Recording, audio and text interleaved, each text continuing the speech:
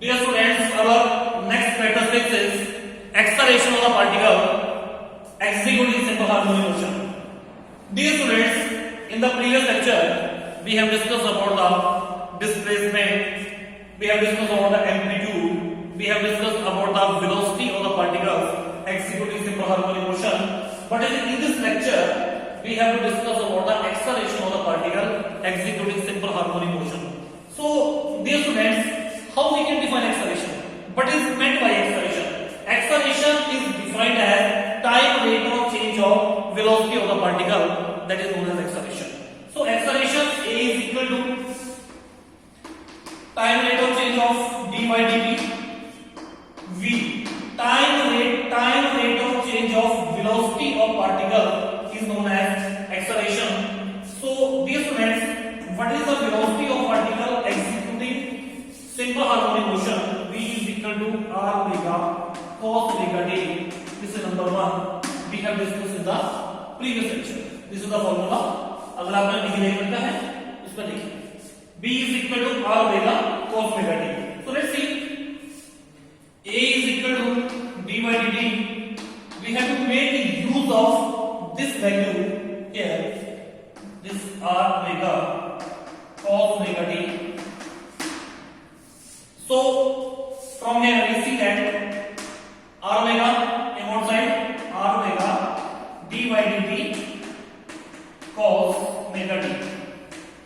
Dear friends, what is the differentiation of cos omega t? Let's see.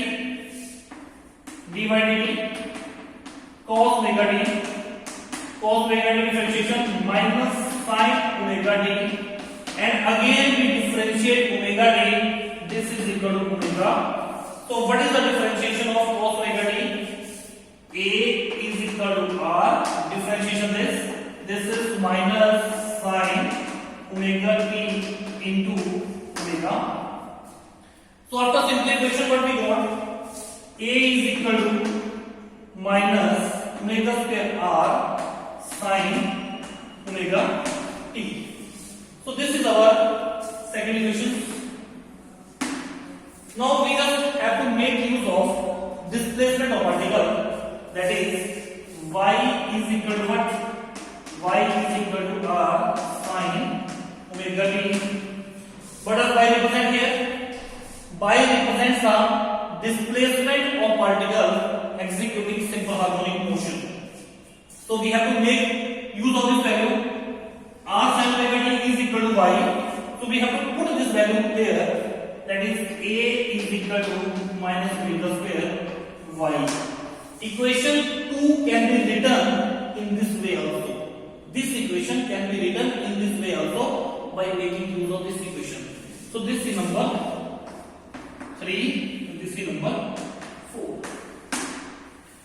So dear friends, whenever we discuss this chapter, when we start discussing this chapter, and whenever we have discussed about simple harmonic motion, in that discussion we have discussed that simple harmonic motion is that motion in which acceleration is directly proportional to negative of displacement. So this is the definition in front of you. You can see from here, acceleration is directly proportional to negative of displacement. So from 4, we see that from 4 it can be written as acceleration proportional to negative of displacement.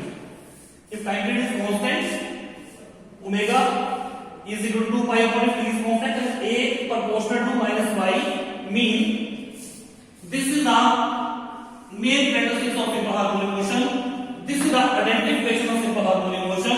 That simple harmonic motion is that motion in which acceleration is directly proportional to negative of displacement. And we have proved this thing. We can see that acceleration is proportional to negative of displacement.